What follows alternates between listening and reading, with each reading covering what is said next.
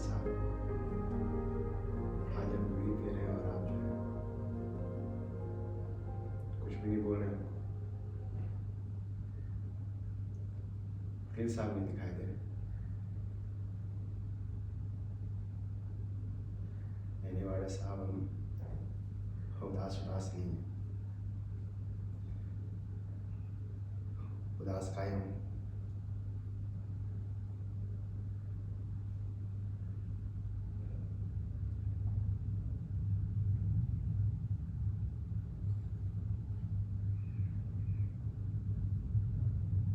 दरअसल वाड़े साहब, आज कोर्ट में हमारी घरवाली नहीं आई थी।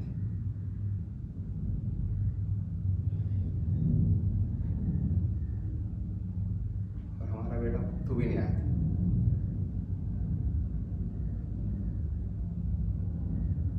क्या काहे नहीं आया था?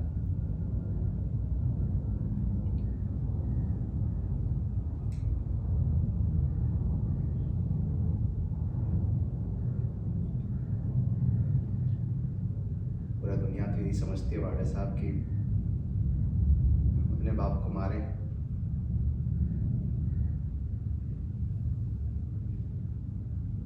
खैर, हमको दुनिया का परवाह नहीं,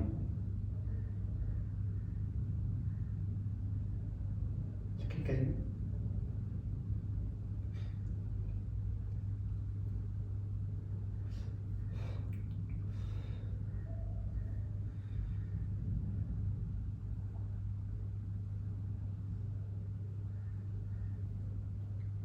हमारी घरवाली हमको खूनी तो नहीं समझ रही। कहीं वो भी हमसे नफरत तो नहीं करने लगी।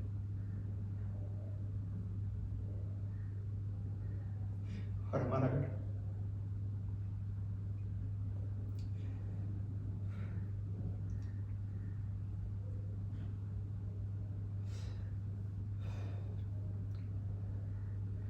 वकील साहब कहाँ रह गए हैं पता नहीं।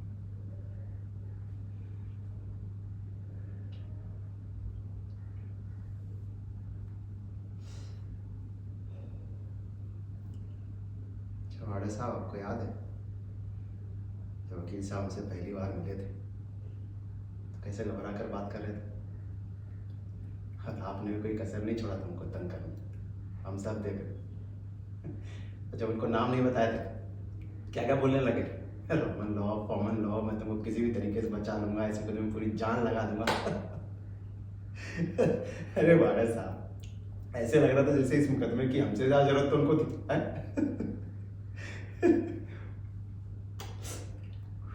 फिर उन्होंने हमसे पूछा कि हम उनको अपना वकील कैसे चुने, तो हम भी कह दिए थे देखिए, हम आपको अपना वकील नहीं चुने। वकील लगाने के लिए हमारे पास पैसा होता तो हमारा बाप क्या मरता, बताइए तो। और वाड़ा साहब, परसों जब आपको कोर्ट में लेके गए, शनिवार वाले दिन, जिस दिन हमारी घरवाली हमारा बेटा भुट्टू यार जज साहब जो हुई पुरानी हंसी नासी वाली बात कहते और कहते कि मुझे उनका वकील कहा। तुम भी कह दे साला घर में फूटी कौड़ी नहीं है, वकील कहाँ से पैदा कर दे हैं? तो जज साहब हमको इस पर डांटे थे, कहते कोर्ट में साला साला की जरूरत नहीं है। वाड़ा साहब बाद में माफी भी मांग लिए थे।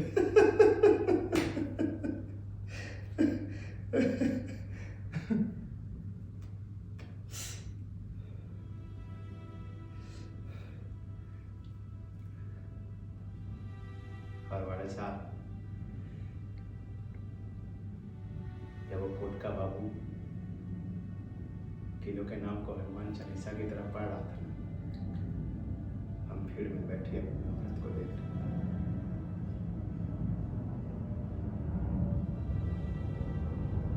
उसके मुरझाए हुए चेहरे की तरफ देख रहे।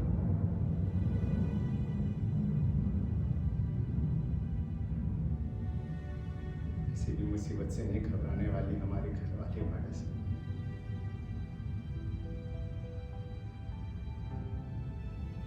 एक महीने में सूख कर काटा हुआ।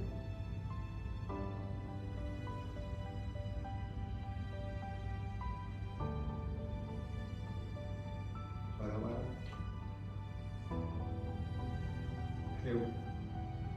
वो कितना दुबला है, कैसे को टुकुर देखे जा।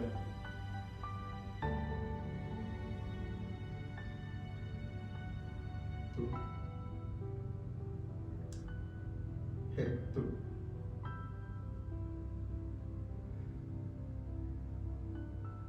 तू सामने से पूछे जा रहे थे, तुम अकेलों के नाम नहीं सुने थे।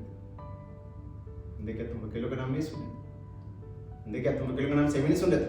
अरे बंदे, क्या तुम अकेलों का नाम सच में नहीं सुन रहे थे क्या? अरे अकेलों का नाम सर क्या भगवान के नाम होते जिनका सुनना जरूरी होता है?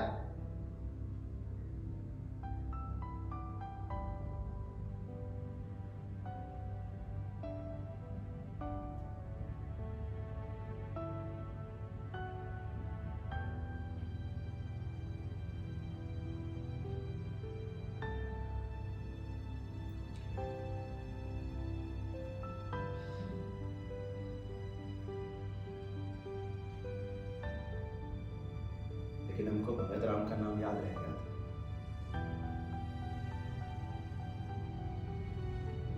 क्योंकि भगत राम हमारे बाप का नाम था ना साहब।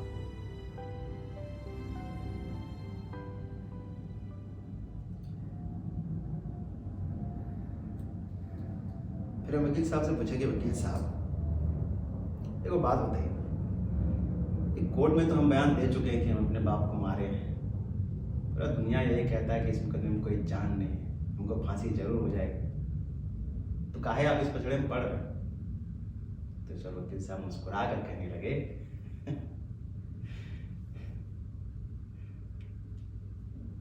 फंदी, इस बार भाग मेरे साथ है, तभी तो ऐसे संजोग हो रहे कि मरहूम का नाम भी भगत राम और वकील का नाम भी भगत राम, और पहली बार ऐसे सूझबूझ वाले मुजरिम का मुकदमा ही मिला है। और फंदी, सरकार भी यही चाहती कि हर एक को न्याय मिले, हर एक को बचाव का मौका मिले। मुझे उम्मीद है फंदी कि तुम जरूर बच जाओ, लेकिन इसके लिए बहुत मेहनत लगेगी और तुम्हारा सहयोग लगेगा। जब फंदी तुम्हें कोर्ट का तो आइडिया है। Good good, very good. तो फंदी ऐसा करते हैं, कल जो कुछ कोर्ट में होने वाला है उसकी यहाँ एक तैयारी करते हैं, एक रिहर्सल करते हैं। हाँ चल चल खड़ा, अरे बड़ी बात है, खड़ा यहाँ पे रहेगा, खड़ा जहाँ पे खड़े रहोगे तुम। और इधर इधर इधर खड़ा खड़ा, और ध्यान से देख, सामने बैठा हुआ जज मिस्टर रंधावा, बिल्कुल किसी मूर्ति की तरह ऐसे। कौन बैठा हुआ? जज मिस्टर रंधावा, वेरी गुड। और इधर इधर रहेगा सरकारी वकील। कौन? सरकारी वकील, वेरी गुड। और सामने बेंच में बहुत सारे लोग बैठे होंगे, जिनमें तुम्हारी घरवाली और तुम्हारा बेटा तो भी होगा। लेकिन की तरफ मत देखना, नर्वस हो जाते हो तुम।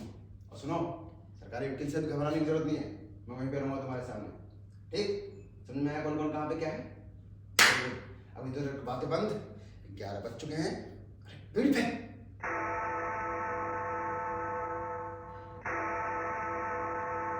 11 बज चुके हैं। जज साहब आ गए, कोर्ट में गंभीर सन्नाटा छा गया। जज साहब तुम्हारे केस के कागज देखा, उन्होंने अपना मोटा चश्मा उतार कर रख दिया और सरकारी वकील को सरकारी पक्ष रखने के लिए कहा। सरकारी वकील बड़े ही आत्मविश्वास के साथ अपनी कुर्सी पर से उठता है, जज को झुककर अभिवादन करता है और कहना शुरू करता है, थैंक यू जनाब। जनाब, आपके हुक्म से मैं मुजरिम फंदी व भगत राम के मुकदमे के तथ्य आपके सामने रख रहा हूं। फंदी वाकेपुरा मोहल्ले में रहता था और ट्रक चालने का काम करता था। जनाब, वो कभी किसी एक ट्रक कंपनी की नौकरी में नहीं टिक सका।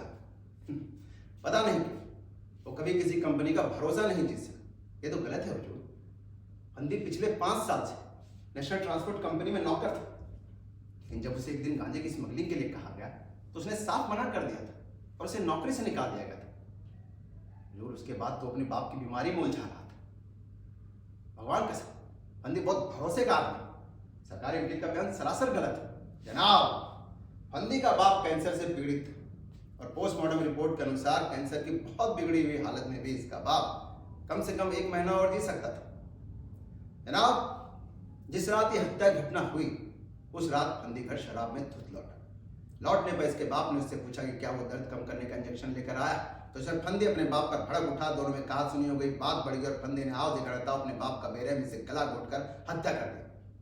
जनाब, जब फंदे अपने बाप का बेरहमी से गला घोट रहा था तब इसका दोस्त भोला वहीं दरवाजे में खड़ा सब कुछ अपनी आंखों से देख रहा था। और जनाब पोस्टमार्टम की रिपोर्ट भी तो यही कहती कि हत्या जो हुई वो गला घोटने के कारण हुई। इसलिए मुजरिम फंदीवल भगत राम परताजी रात हिंद की दफा 302 के अंतर्गत कत्ल का जुर्म कायम किया गया है। थैंक यू जनाब। ये सच है हुजूर की फंदी उस रात घर लौटा था, लेकिन शराब पीकर नहीं लौटा था। हुजूर उसके पास तो शराब पीने के लिए फूटी कौड़ी नहीं थी। वो अपने बाप को दिलो जान से चाहता था, वो उसे बचाना चाहता था, हर हालत में उसे बचाना चाहता था। हुजूर कैंसर की बीमारी किसी दुश्मन को भी ना है। फंदी के घर के बर्तन बिक गए थे, औरत के गहने बिक गए थे, नौकरी छूट गई थी, लेकिन उसने घुटने नहीं टेके थे। उसने अपने सर पर 5,000 रुपए हुजूर 5,000 रुपए कर्ज ले लिया सिर्फ इसलिए कि अपने बाप को बंबई ले जाकर बड़े डॉक्टर से इलाज करवा सके। लेकिन बंबई में भी कोई फायदा नहीं होता हुजूर। हुजूर फंदी अपनी बाप की बीमारी में नंगा हो गया था। एक तरफ उसके घर की हालत बिगड़ रही थी, उसके बीवी बच्चे खाने खाने को तरस रहे थे, और दूसरी तरफ उसके बाप की हालत बिगड़ रही थी। उसका दर्द दिन पे दिन बढ़ते जा रहा था। वो दर्द के मारे चीखता था, चिल्लाता था, मछली की तरह तड़पता था। 24 घंटे एक ही रट लगाया रहता था कि मुझे मार दो, मैं मरना चाहता हूँ, मुझे जहर दे दो, फांसी दे दो, कुल्हाड़ी से 2 टुकड़े कर दो। हुजूर इस तरह मौत मांगते मैंने आज तक किसी को नहीं देखा था। और धीरे धीरे उसका दर्द इतना बढ़ गया कि उसे बेहोशी का इंजेक्शन लगाने के बाद ही उसे नींद आती थी। और हुजूर डॉक्टर हरपाल सिंह जो कि 500 रुपए का एक इंजेक्शन लगाते थे, 500 रुपए का एक इंजेक्शन, चाहे लोगों की जान चली जाए पर वो अपना रुपया नहीं छोड़ते थे। और धीरे धीरे फंदी की हालत इतनी खराब हो गई कि उसके पास बेहोशी का इंजेक्शन लगाने तक का पैसा नहीं था। बचाव के वकील का बयान मुकदमे से कोई संबंध नहीं रखता है जनाब, इसलिए मैं अदालत से दरख्वास्त करता हूँ। अरे मैं आपसे दरख्वास्त करता हूँ वकील साहब कि मुझे बोलने दीजिए। पर कोर्ट को मारे गोली। हुजूर फंदी की हालत इतनी खराब हो गई थी कि उसके पास बेहोशी का इंजेक्शन लगाने तक का पैसा नहीं था। बाप का दर्द से चीखना उसका कलेजा चीर रहा था। वो हर घड़ी मौत मांगता था, लेकिन उसे मौत नहीं आती थी। जिंदगी बेरहम हो तो हो, पर यहाँ तो सारी मौत भी बेरहम हो गई थी। और हुजूर जिस रात फंदी घर लौट रहा था उसे रास्ते में खान मिला, उसकी छाती पर डंडा तान कर उसकी बेइज्जती के घर पहुंचते भी मैंने चिल्ला कर ऐलान किया घर में चावल नहीं। उसके लड़के पुत्तू को पड़ोस के लड़के ने पीटा, उसके नाक से खून बह रहा था। हुजूर पुत्तू के नाक से खून बह रहा था। बाप ने कदम रखते ही पूछा बेटा इंजेक्शन लगेगा? फंदी ने कहा नहीं लगेगा। बस उसका बाप के पांव से लिपट कर रोने लगा, गिड़गिड़ा कर कहने लगा बेटा इंजेक्शन दे या मौत, बेटा इंजेक्शन दे या मौत। फंदी इंजेक्शन नहीं दे सकता था पर मौत तो दे सकता था। और न जाने कैसे उसका हाथ उसकी गर्दन की ओर बढ़ गया और उसकी उंगलियां उसको कसने लग गई।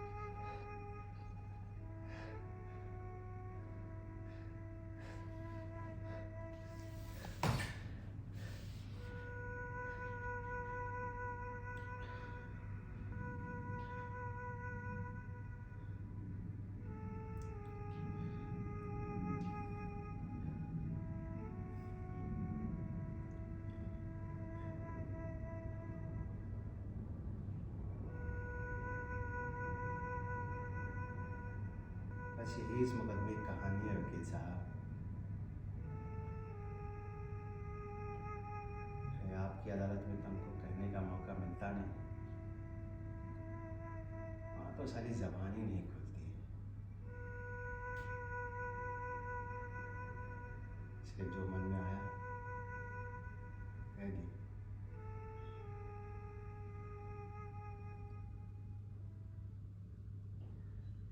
अच्छा वकील साहब, आप क्या यहाँ गवाही का भी नाटक करेंगे? हाँ तो चलिए फिर करते हैं। अरे वकील साहब हमको कुछ भी नहीं हुआ, आप घबराइए मत। देखिए एक ही कैसे गवाही देते हैं। अरे मसला तो दूसरे गवाह को बहुत अच्छी तरीके जानते हैं वकील साहब, पूछे क्या पूछना है। हजूर अपना नाम मुसरत करीम खान है। फंदी तो अपना बचपन का दोस्त है हजूर। हुजूर फंदी और अपने दोस्ती के बारे में क्या कहना जब तक उसके घर नहीं जाओ ना हुजूर तब तक तो अपना खाना नहीं पचता था। और हुजूर फंदी और उसके बाप के संबंध का क्या कहना, दोनों एक दूसरे पे जान छिड़कते थे, दोनों में बहुत मोहब्बत थी जी। फंदी का बाप बहुत बीमार था, कैंसर था उसको, गले का इधर का इधर। कैंसर वाला कोई बचता नहीं हो जो, लेकिन अपना फंदी गजब की कोशिश कर रहा था, गजब के इलाज करा रहा था वो तो हुजूर इलाज के वास्ते खान से कर्जा तलक लिया। हुजूर जिस रात को फंदी के बाप का कत्ल हुआ, मैं उसके घर ये बताने के लिए जा रहा था कि उसको जनता ट्रांसपोर्ट कंपनी में नौकरी मिल सकती, लेकिन हुजूर जैसे उसके घर पहुंचा मैं देखा फंदी खटिया पर चढ़ के अपने बाप का गला घोट रहा था। लेकिन हुजूर उसका बाप कुछ भी नहीं कर रहा था, सिर्फ खटिया पे लेटे हुए था। कुछ भी कहो हुजूर, अपना फंदी भला आदमी है, वो अपने बाप को दर्द से छुटकारा दिया। जी सलाम जी। मेरा नाम चंद्रभूषण, डॉक्टर चंद्रभूषण। जी हाँ, मैंने ही फंदी के बाप का पोस्टमार्टम किया था। नहीं, उसके बाप की मौत कैंसर से नहीं बल्कि गला घुटने के कारण हुई थी। जी थैंक यू। हमारा नाम करमतुल्ला खान होता साहब, हम फंदी को बहुत अच्छा तरह जानते साहब। हमने ही उसको बहुत मामूली ब्याज पे कर्जा दिया, हमारा ब्याज बहुत मामूली होता साहब, रुपया सैकड़ा होता साहब। शुरू में फंदी हमको हमारा पैसा चुकाया, लेकिन बाद में नहीं साहब। वो हमेशा बोलता है कि उसका बाप बहुत बीमार है, उसका घर में खाने को नहीं, उसका बीवी बच्चा खाने को तरसता, उसके पास नौकरी नहीं, बस इधर उधर का बात बना था साहब। वो हम नहीं जानता, खुदा कसम परेशान तो साला हम था, हमारा पैसा 5,000 रुपया गया। हमारा नाम फूल कुंवर है हुजूर। हमारी उम्र, हमारी अम्मा बता रही कि जब गांधी में इनको गोली लगी तो हम 5 बरस के थे। हमारी शादी को करीब 10-12 बरस हो गए हुजूर। नहीं हुजूर, इन 10-12 बरस में हमको हमारा घर वाला कभी नहीं पीटे हैं हुजूर। कभी कभार एक आध तमाचा मार दिया करते थे, लेकिन हुजूर जो मर्द अपनी औरत को एक भी तमाचा नहीं मारता है उसको कब मर्द कहेंगे, कहिए तो। नहीं हुजूर, हमारा घर वाला अपने बाप से कभी नहीं लड़ा है, कभी नहीं उन पर हाथ उठाए हैं। अरे वो तो अपने बाप का जितना ख्याल देखभाल इलाज किए हैं उतना तो कोई बेटा नहीं करता है हुजूर। बाप की बीमारी में हमारे घर की हालत बहुत ही खराब हो गई थी, घर में फाका पड़ने लग गया था, घर के बर्तन गहने सब बिक गए थे हुजूर। जिस रात को हमारे ससुर का कत्ल हुआ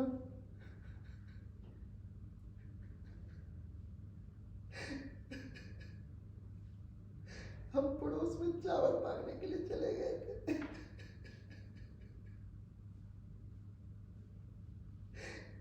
लौट के आए तो उनको मुर्दा पाए।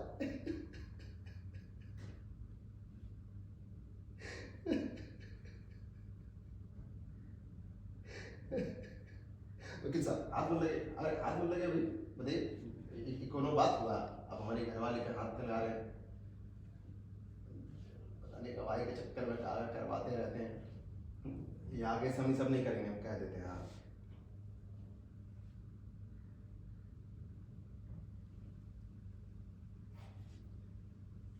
वकील साहब, हम ये सोच रहे थे कि आप तो किसी नतीजे पर ही नहीं पहुंच सके। खैर छोड़िए वकील साहब, एक बात बोले आपसे कि कैंसर की बीमारी में ना हमारे बाप की हालत इस कैदी की तरह हो गई थी जिसको फांसी की सजा तो सुना दी गई, लेकिन साला तारीख ना तय की गई।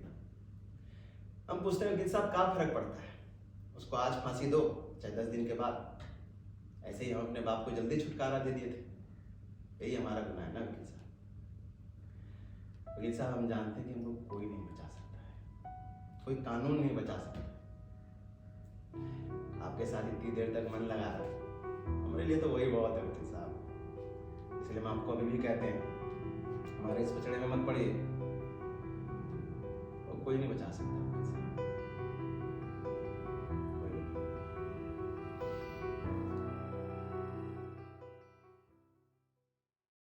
वकील साहब, अरे कहाँ रह गए थे?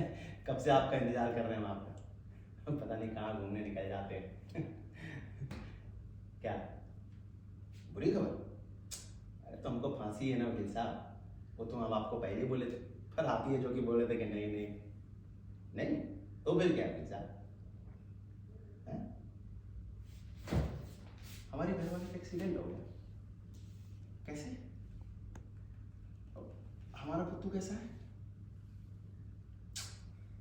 अरे कोर्ट आते वक्त जरूर हमारे बारे में सोच रही हो, तभी तांगे के नीचे आ गई। लेकिन वकील साहब दोनों ठीक है ना? हैं? आप सच कह रहे हैं? बोला है वहाँ? फिर ठीक है वकील साहब, फिर ठीक है। जाने हम काका सोच के बैठ गए थे। वकील साहब आपने हमारे मन से बहुत ही बड़ा बोझ उतार दिया, जानते हैं आप। अरे वो सब आप नहीं समझ पाएंगे वकील साहब, छोड़िए। ये बताइए कि आज कोर्ट में अपनी हर बात उल्टी काहे पड़ी वकील साहब? देखें हर गवाह कितना उल्टा बोल रहा था, और कल हम लोग जो यहाँ पर नाटक रिहर्सल किए थे वो भी सारा कुछ काम नहीं आया। वाड़ा साहब, महाराज आप कहाँ चल दिए हैं?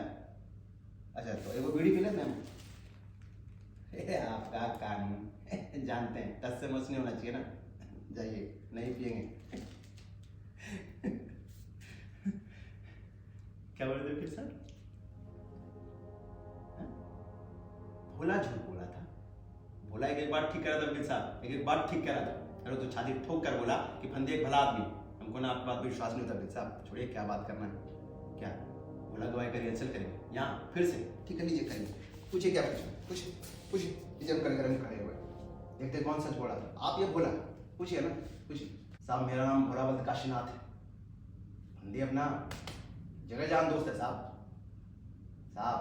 फंदी पिछला 5 साल से नेशनल ट्रांसपोर्ट कंपनी में नौकर था, उसके पहला पिकअप और उसके पहला टैक्सी चलाता था साहब। सब लोग बोलते हैं कि कंपनी वालों ने उसको नौकरी से निकाला, पर ये गलत है साहब।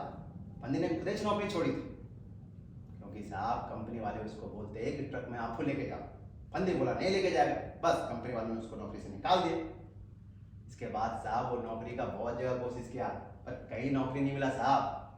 तो अपना बाप का इलाज के वास्ते घर का बर्तन बेचे, औरत का गहना बेचे, खान से कर्जा लिया, और तो और अपने बाप को बंबई ले जाकर बड़े डॉक्टर से इलाज तक करवाया साहब। उधर का डॉक्टर उसको बोला कि उसका बाप 1 महीना में मर जाएगा, तो उसको घर पे लेके जाओ, उधर चैन से मरने दो साहब। फंदी बहुत शरीफ आदमी है, अगर उसके पास पैसा होता तो अपने बाप को दिन में 3 दफा बेहोशी का सुई लगवाता, पर पैसा नहीं था, पर मौत देने के लिए आया था, और उसी हाथों से अपने बाप को मार डाला साहब।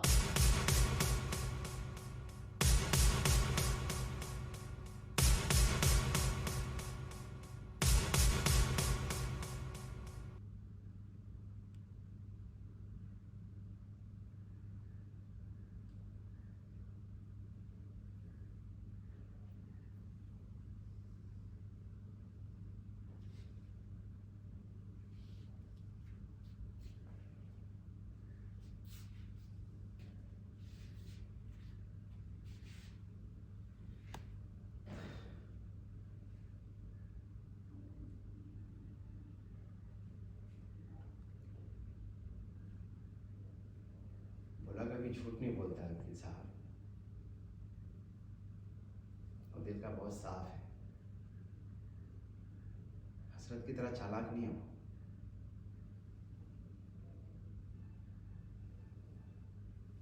खैर छोड़िए वकील साहब, अब मुकदमे में रही क्या गया है?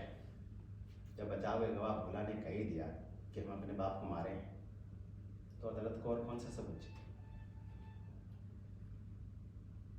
यकीन नहीं होता वकील साहब कि हसरत भी साला यही बोला। तो साले कुछ नहीं बिगाड़े थे, वो तो मेरे साथ बंबई भी गया था।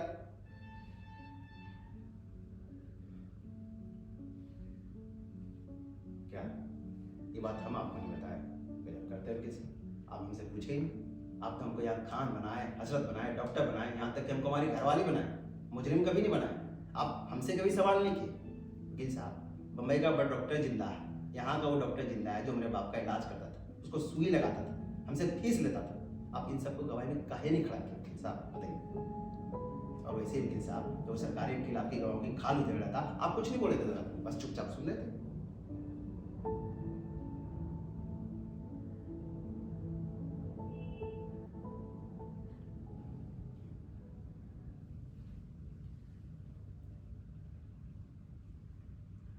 साहब, हमारा इरादा आपका मन दुखाने का नहीं था, लेकिन आप ये मुकदमा छोड़ने का बात काहे करते हैं बताइए तो। वकील साहब, हमको फर्क नहीं पड़ता है कि दुनिया आपके बारे में क्या सोचती है। हम आपको मेहनत करते देखें, अपने मुवक्किल से प्यार करते देखें, उसके लिए लड़ते देखें, बस। फिर वकील साहब, आप ही तो कहते हैं ना कि फंदी, सत्य को यहाँ सिद्ध नहीं करना पड़ता है, लेकिन वहाँ अदालत में सत्य को सिद्ध करना पड़ता है। यहाँ कटघरे में हम खड़े रहते हैं और सत्य हमसे सवाल करता है, लेकिन वहाँ कटघरे में सत्य खड़ा रहता है और हम उससे सवाल करते हैं। कहते हैं कि नहीं कहते हैं बताइए? तो करिए सत्य को सिद्ध, उठाइए इरादे का सवाल। फिर वकील साहब, आप ही तो मानते हैं ना कि हम अपने बाप को मारे हैं, लेकिन हमारा इरादा नहीं था मारने का, तो फिर उठाइए ना इरादे का सवाल। वकील साहब, आपको याद है जब आप हमसे पहली बार मिले थे, तब आप हमसे पूछे थे कि फंदी, क्या तुम बचना चाहते हो? अरे वकील साहब, ससुराल कौन मरना चाहता है? अच्छी खासी हमारी नौकरी थी, ट्रक चलाते थे, आज भोपाल, कल इंदौर, परसों मुंबई, कभी कलकत्ता, कभी दिल्ली। 5,000 हमारी पगार थी, रास्ते खर्च अलग, कभी कभार एक आध 2 सवारी बिठा ली तो 50-100 ऊपर। अरे ऐसी नौकरी छोड़े कौन मरना चाहता है वकील साहब बताइए? वकील साहब, आप कल कोर्ट में उठाइए इरादे का सवाल। हाँ, ये वाड़ा साहब इतना बोलना क्या है भाई? वाड़ा साहब, अरे क्या हो गया है? नेशनल ट्रांसपोर्ट कंपनी में ट्रक पकड़ा गया, कहाँ मिला है? गांजा। वकील साहब, अब तो आप कल कोर्ट में उठाइए इरादे का सवाल। और वाड़ा साहब, हम पी रहे हैं वो बीड़ी। हाँ,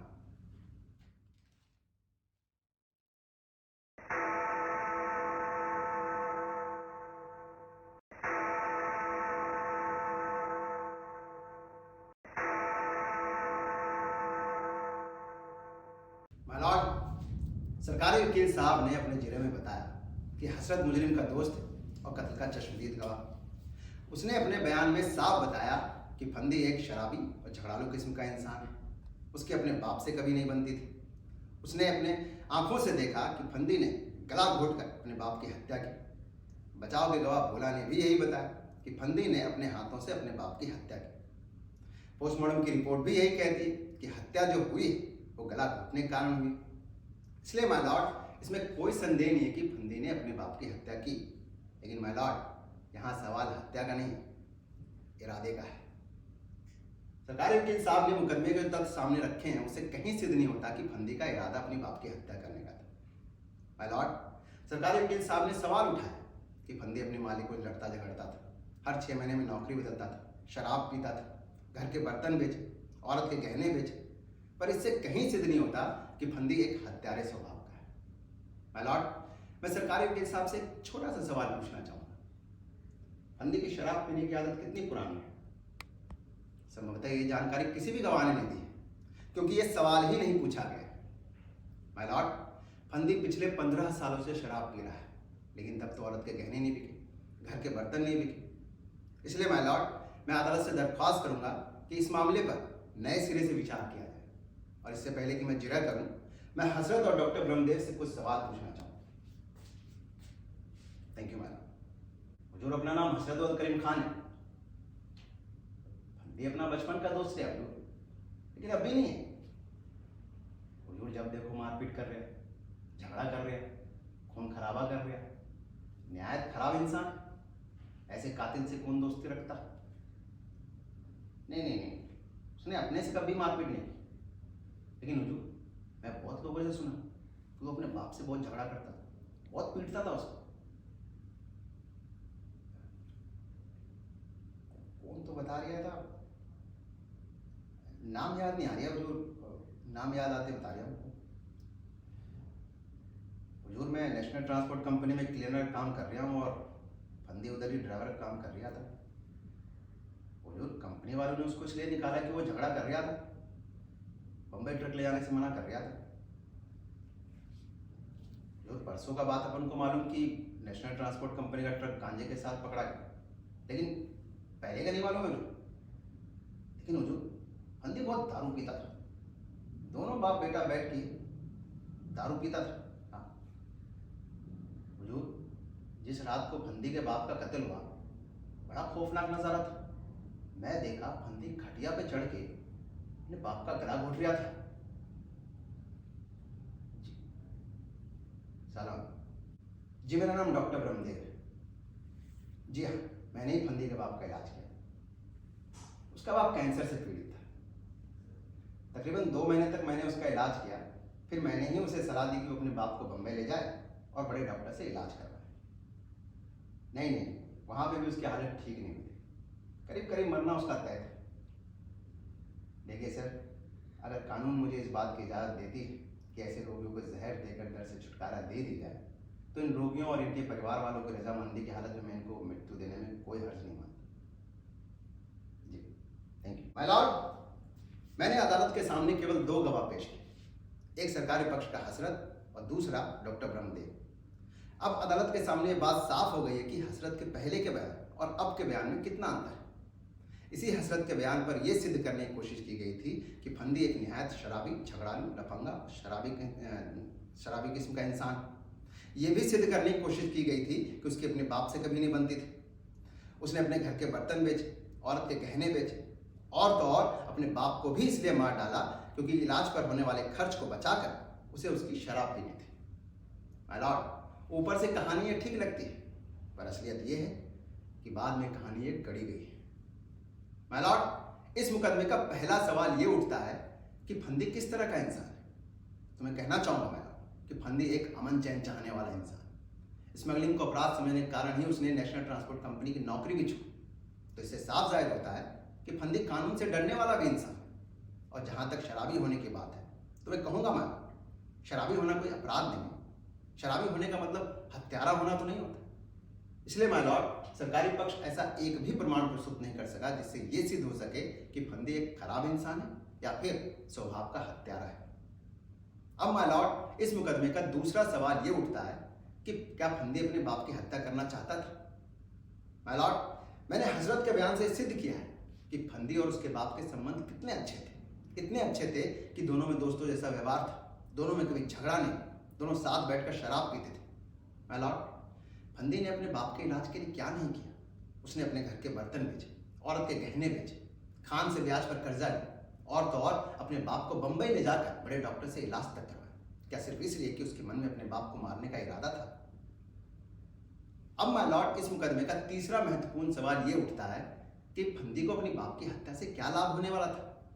क्या उसे कोई जायदाद मिल जाती या कोई ओहदा मिलता। माय लॉर्ड, डॉक्टर ब्रह्मदेव ने अभी अभी अपने बयान में बताया कि बंबई से लौटने के बाद फंदी का बाप किसी भी दिन मर सकता था। अगर फंदी को अपने बाप की मौत ही प्यारी थी तो कुछ दिन और रुक जाता, मौत तो उसे वैसे भी आ रही थी। माय लॉर्ड, हत्या किसी चीज को पाने के लिए, बदला चुकाने के लिए या फिर किसी भय को समाप्त करने के लिए की जाती है, पर यहाँ तो इनमें से कोई भी चीज नहीं। लेकिन अब सरकारी वकील साहब कहेंगे कि कानून सिर्फ अपने बचाव में किए गए वार को या कत्ल को हत्या नहीं मानता है, लेकिन जब कोई पूरे होशो हवास में कानूनी परिणामों को जानते हुए अपने बाप का गला घोटे तो उसे हत्या के अलावा और क्या कहा जाए।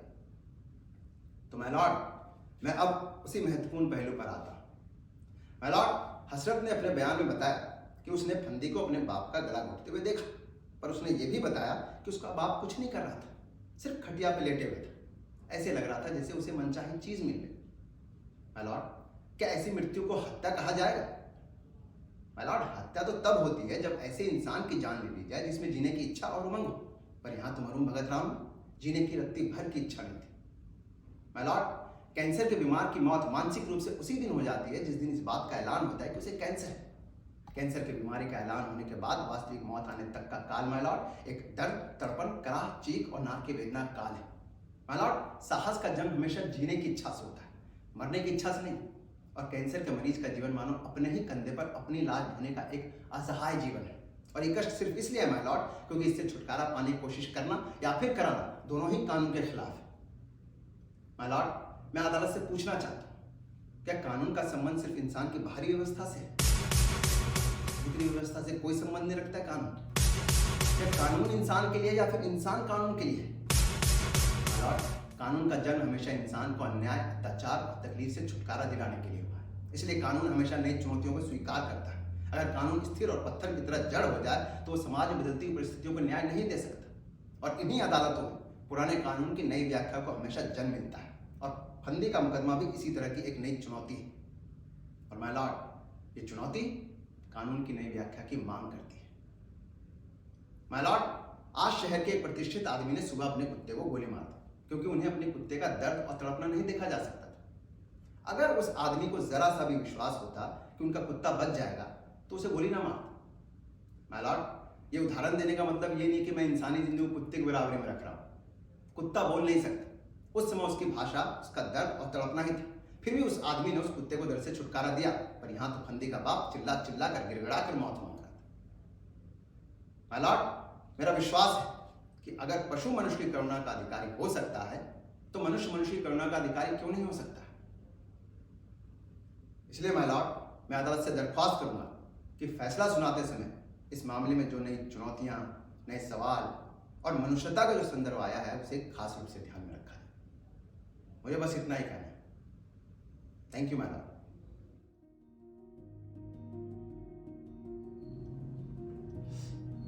वार्ड साहब, आज तो वकील साहब कमाल ही कर दिए और दूसरा सरकारी वकील का भी हालत देखने लायक था।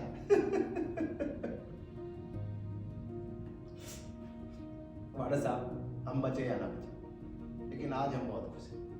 हम कभी नहीं सोचे थे कि हमारे इस मामले को लेकर इतना बड़ा कानूनी सवाल उठाया जाएगा। इस मामले का फैसला होगा, हमको उसका परवाह नहीं है। वकील साहब, वो आप जानिए, आपका डिपार्टमेंट है।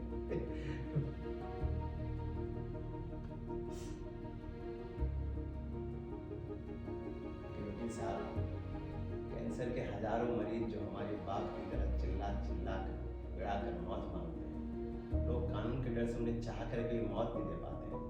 आपने न उन लोगों के लिए हमारे मुकदमे के माध्यम से वो नई राह खोल दी। और हम तो यही सोचते हैं कि अगर कानून की आत्मा में इंसान हुआ